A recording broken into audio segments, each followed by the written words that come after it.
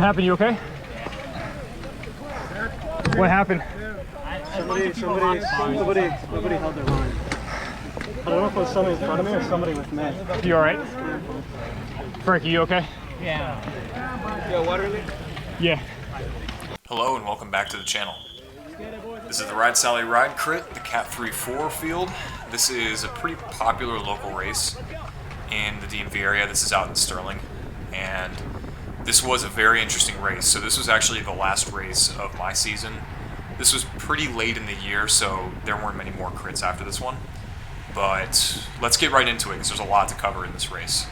So a lot of people, and the teams to watch out for, I'm going to list them here because there were a couple. So we had GII, had a big squad, District Taco, Whole Wheel Velo, who hosts the race, and Kelly Benefit Strategies. So GII, other than us, had the most people. I think our squad meta had probably 8 or 9 people. GII probably had 6 or 7. And then I think District Taco had 3, Kelly had 3, Whole Wheel Velo I think had 3 or 4. So those are the really big teams that we wanted to watch out for. DC Devo also had a couple guys as well. But it was a pretty intense race, and there were a lot of moves that happened. It's not a very technical course. You can see it looks like a Dorito. And it's 4 lanes of traffic, so very open, very smooth. You don't have to worry about tight turns, braking a lot. Although there was a lot of accordion effect going on in this race because this part right here is a hill, and that was also part of the headwind. So for the most part, really smooth, really efficient. You could carry your speed through the race, and what that meant was there were a lot of attempts at breakaways, and a lot of it got brought back. So we're going to be skipping forward quite a bit in this race. I'm going to basically just show the highlights and break it down and show you all the mistakes that I made, because I made plenty, and how our team worked together. We worked together really well. My position in this race was to chase breaks back and to be a lead out for Frank or Dan, I believe, were our 2 designated sprinters / the guys we wanted to get on the podium. So we were working for them, but we were also, that strategy kind of changed throughout the race as well, depending on who was getting more tired or who was feeling fresh and all those kind of variables. So we're getting right into it. This is lap 4. We've already got moves going up the road. This is Dan right in front of me, and we have Mike Coons, who's a newer member of the team, a couple wheels in front of us in a white kit. We had a couple guys in different kits than the blue ones, so I'll point them out as we see them. But we've already got a move going up the road. I'm sitting on wheels. That was Roberto, who was part of that breakaway. He got brought back, so we brought him back, and then we're going to skip forward again, and now Dan's going to try. So this was right after we brought Roberto back, and he's going to try to break.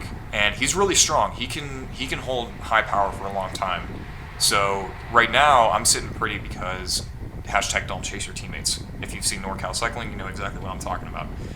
Do not chase your teammates, especially if they're going up the road like that, because all you're doing is going to tire yourself out. And when your teammate gets tired, you will not be able to cover for them if there's another break that needs to go.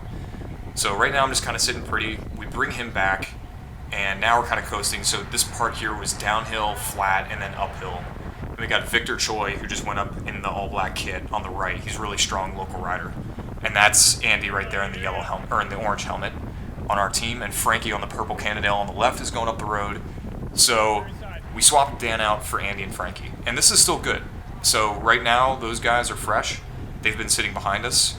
They've been coasting and sitting on wheels, so they have more energy to go up and create a break. So right now, again, I'm liking this. I'm just going to serve wheels. I'm not going to chase my teammates. Henry Neff right here on my left is also a really strong local rider. He's a junior rider for Kelly. And Mo is now going up the road too. Mo's also a young guy, and I know he's strong as well, so he's going to go up and join the pack and help them out. So right now, as it looks, I think once Mo gets up to the front, it's going to be 3 meta guys and then 3 other riders who are not on meta. And Andy's right here on my left. And like I said before, GII was a serious threat in this race. They had a lot of riders, so similar to us, they could afford to throw a lot of punches. And by that I mean like throwing a lot of attacks. So for those who aren't really familiar with race strategy, the more members of your team you have in a race, the more flexible you are with throwing attacks up the road. because the more people you have at your disposal, the more bullets you have. And so right here, I'm going to try brake. And I'm going up here, and I'm doing the protected side, and Roberto had the exact same idea at the same time. And Flo, I think, was also about to follow Roberto. So what I did here was, I decided, okay, I'm going to let him go. And I'm going to tell Flo next to me to help me block. And this is like a pretty popular tactic.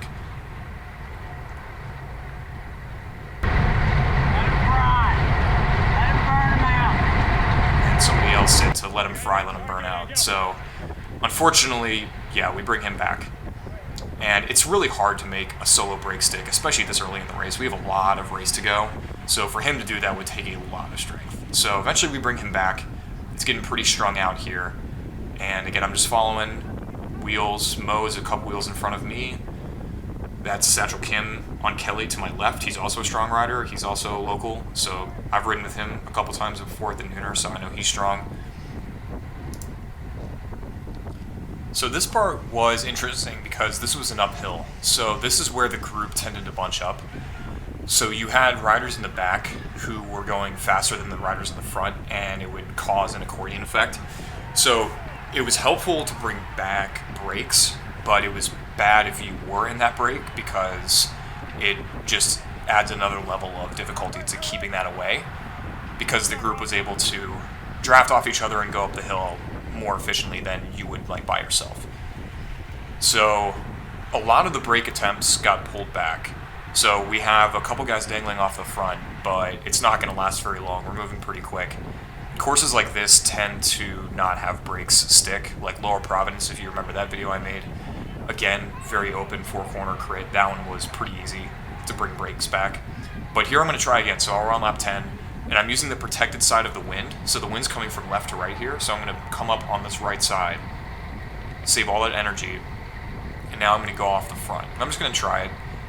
And this race especially is one where I wish I had a rear camera, because one of the things that I didn't do that much in this race, one of the mistakes I made, was not looking over my shoulder and checking who was following me.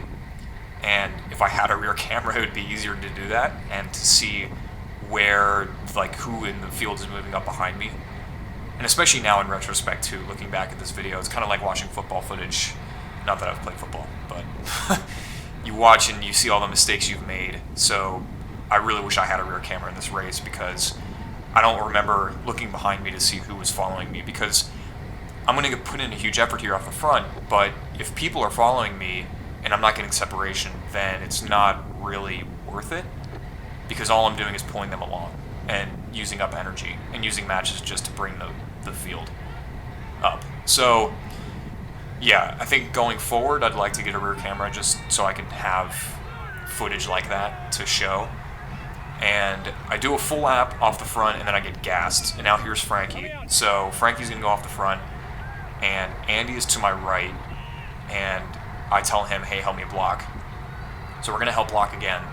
And Frankie is a machine. Frankie, if there's any one of us on meta who could do a solo break and make it stick, it would be Frankie. So at this point, he gets huge separation off the front. I'm feeling good about this.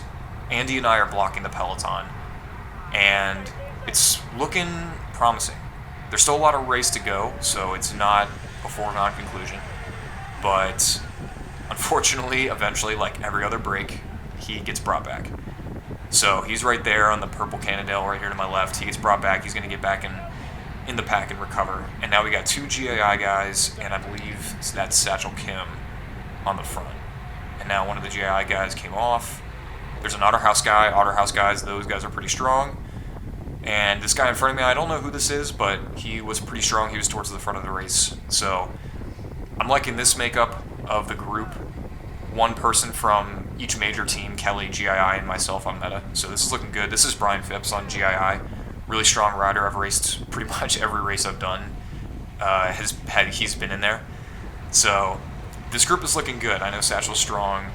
And if we can just get some coordination down, we can make this stick. Because right now we have a little bit of a gap. Because I remember looking back and saying to these guys, hey, we have a little bit of a gap. But this happens a lot where you have a pack of guys on different teams who don't really know either how to work together or they don't trust each other. So what happens is we now have Mike and Andy, who are both on meta, just go up on the right side. Mike's in the white kit.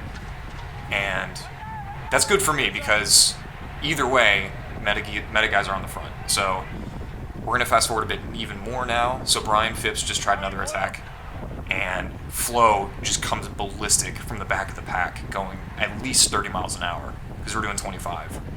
And this is unique for Sean, because Sean's usually a really good sprinter, and if you keep him protected and unleash him in the last 200 meters of the race, he's going to fly.